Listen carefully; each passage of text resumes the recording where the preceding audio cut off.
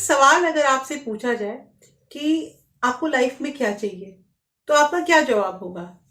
मुझे पता है मोस्टली लोगों का ये जवाब होगा ना कि हमें मतलब हमारा परिवार अच्छा हो, हम ये करें, हम हमें ये मिल जाए वो मिल जाए, मतलब हर चीज जो है ना वो खास कर देखा जाए तो वो रिलेटेड जो होता है वो पैसों से ही होता है। चलिए ठीक है, अगर आपसे ये क्वेश्चन कहा जाए कि आपको पैसे चाहिए, लेकिन एक क्वेश्चन अगर मैं पूछ लूं कि कितने पैसे चाहिए, तो आपके पास ये जवाब नहीं होगा। ये जवाब नहीं होगा कि आखिर पूरे जीवन आराम से रहने के लिए आपको कितने पैसे चाहिए। तो कैसे कह सकते हैं कि हमने अपना लक्ष्य निर्धारित कर लिया है?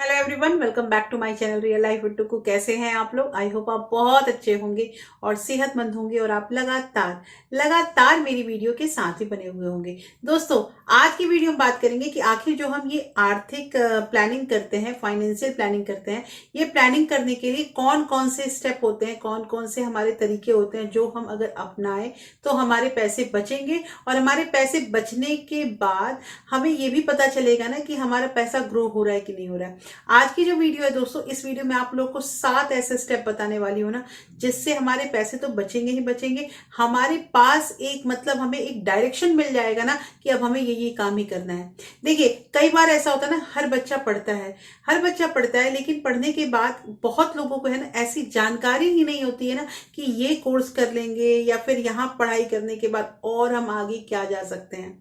हम लोगों के साथ भी ऐसा ही हुआ। हमने एकेडमिक पढ़ा, 10 12 बीएससी एमएससी सब पता था, लेकिन कुछ भी प्रोफेशनल कोर्स के बारे में पता नहीं था। और जब हम आगे बढ़े, अभी जैसे जो माहौल में है, तो उस अब अफसोस होता है कि शायद उस समय ये वाला कर लिया होता ना, तो आज जहां पे है वहां से आगे चले जाते। होता है ना, पैसों के साथ सेम चीज यही होता है कि हमें पता तो होना चाहिए ना कि हमारा जो डायरेक्शन है, हमारा जो पाथ है, हम सही डायरेक्शन पे हैं या नहीं है। क्योंकि पता है बहुत बार ऐसा होता है, पैसे बचा रहे हैं, पैसे जो है बचा रहे हैं, इन्वेस्ट कर रहे हैं, सब कुछ कर रहे हैं, लेकिन हमें रिजल्ट कुछ अच्छा मिल नहीं पा रहा है। हमारा आउटपुट जो है, जितना हम मेहनत कर रहे हैं उसके अकॉर्डिंग नहीं मिल पा रहा है, तो आखिर कहाँ रह जा रही है कमी? दोस्तों, वीडियो बहुत इंटरेस्टिंग है, इसलिए इस वीडियो के अंत तक जरूर बने रहिएगा। लेकिन वीडियो स्टार्ट होने से पहले एक नम्र निवेदन है कि अगर आप लोगों ने अभी तक रियल लाइफ विद टुकू को सब्सक्राइब नहीं किया, तो प्लीज सब्सक्राइब कर लीजिए अपने इस चैनल को, और साथ में जो बेल आइकन है उसे भी जरूर प्रेस कर दीजिएगा, ताकि ऐसे ही इंटरेस्टिंग वीडियो के नोटिफिकेशन आपको मिलते रहे। दोस्तों, वीडियो पसंद आए तो एक लाइक जरूर कर दीजिएगा। तो चलिए स्टार्ट करते हैं वीडियो को। सबसे पहला स्टेप यह है कि अगर आपको इच्छा है कि आप अपना ड्रीम कार लें, या फिर आप अपने बच्चों की पढ़ाई लिखाई जो है मतलब अच्छा करवाएं। जैसे हमारे अभी एक मित्र हैं, उन्होंने अपने बच्चे की पढ़ाई के लिए अभी से ही इतनी अच्छी तैयारी कर ली है। हालांकि अभी उनका बच्चा जो है वो 9th क्लास में है, लेकिन उनको ये है कि हमारा बच्चा जो है 12th के बाद ये कोर्स करेगा, तो उसके लिए इतने पैसे चाहिए, और उन्होंने उसके लिए एक फंड तैयार करना स्टार्ट कर दिया है। मुझे बड़ी खुशी हुई सुन के कि इन्होंने मतलब पहले से अपना प्री प्लान करना स्टार्ट कर दिया है। साथ के साथ हम अपनी रिटायरमेंट भी प्लान करते हैं कि रिटायरमेंट के बाद हमारे पास इतने पैसे होने चाहिए, ताकि घर बैठे हम आराम से मतलब अपनी जिंदगी गुजार पाए।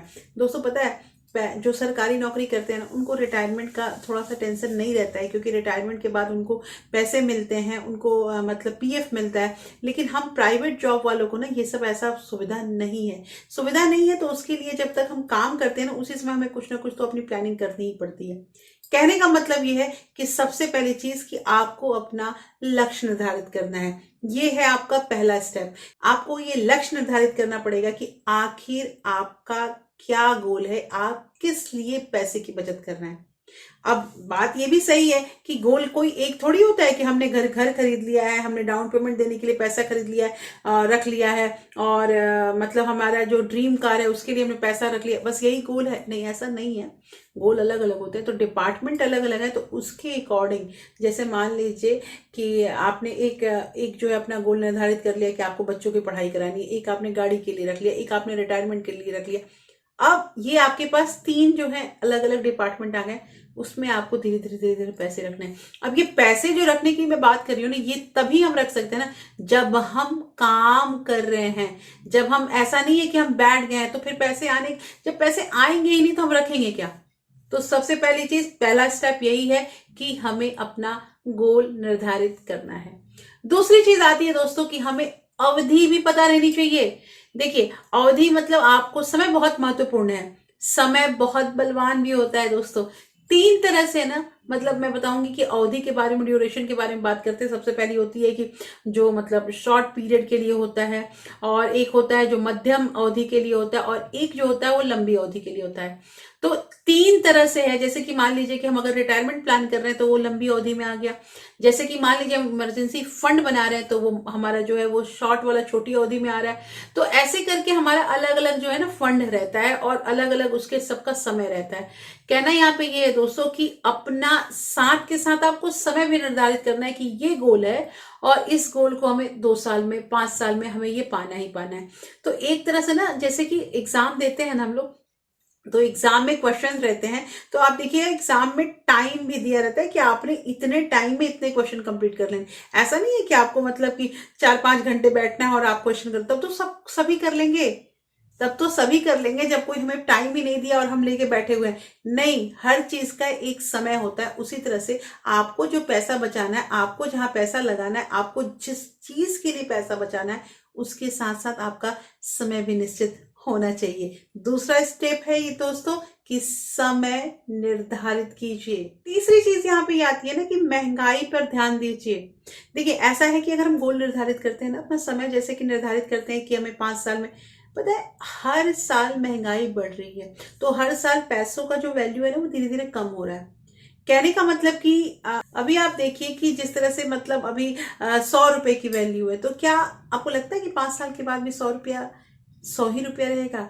रहेगा वो 100 रुपए, लेकिन उसकी वैल्यू जो होती है ना वो 50 या 80 रुपए के बराबर जरूर हो जाएगी, क्योंकि जिस तरह से महंगाई बढ़ रही है। कहने का मतलब ये है दोस्तों कि जब आप ऐसा सोचते हैं कि मान लीजिए आप सोच रहे हैं कि रिटायरमेंट के बाद, अभी के अकॉर्डिंग सोचे, रिटायरमेंट के बाद अगर हमारे पास 1 करोड़ रुपए आ जाए तो हमारा घर चल जाएगा। हाँ, आप रिटायरमेंट कितने समय में लेने वाले हैं? हो सकता है वो 20 साल हो, 15 साल हो। तो 15 साल के बाद उस 1 करोड़ की वैल्यू कितनी होगी, ये भी मेजरमेंट आपको करना है, और उसी के अकॉर्डिंग चलना है। दोस्तों, महंगाई पे थोड़ा सा ध्यान देना बहुत जरूरी है। तीसरा स्टेप ये है। चौथी चीज ये है कि जब आप पैसे अपने बचा रहे हैं तो आपको साधन भी खोजना है कि आप कहाँ अपने पैसे लगा रहे हैं। देखिए, ये कई लोग आपको कहते होंगे कि पैसा जो है उसको काम पे लगाइए, काम पे लगाइए। तो काम पे लगाएंगे, लेकिन पहले ये तो पता चले कि कहाँ लगाना है। कहाँ लगाना है इसके लिए बहुत सारे स्कीम है। कुछ गवर्नमेंट स्कीम है, कुछ प्राइवेट स्कीम है। लेकिन आपको एक चीज ध्यान देना है कि देखिए, आपने मेहनत से कमाए पैसे, आपने मेहनत से बचाए पैसे। अब उन इतने मेहनत वाले पैसों को आप बिना सोचे समझे, बिना जांच पड़ताल किए हुए कैसे कहीं इन्वेस्ट कर सकते हैं? मुझे यही कहना है कि आप इन्वेस्ट करें ना, तो जैसे मान लीजिए आपको कहीं से भी अच्छा रिटर्न मिलता है, कहीं से आपका पैसा ज्यादा अच्छे से ग्रो होता है, साथ के साथ सेफ्टी का भी आपको ध्यान रखना है। सेफ्टी भी आपको ध्यान रखना है कि कहीं इस चीज में लगाने से मेरे पैसे डूबेंगे तो नहीं। तो ये हमारा चौथा स्टेप है दोस्तों कि साधन का पता आपको करना है, पूरा जांच पड़ताल आपको करना है, फिर आपको अपने पैसे वहां इन्वेस्ट करने हैं। पांचवी चीज यहाँ पे ये आती है दोस्तों कि आपने जो भी इन्वेस्टमेंट किया, आपने जो भी निवेश किया ना, उसको सुरक्षित कीजिए।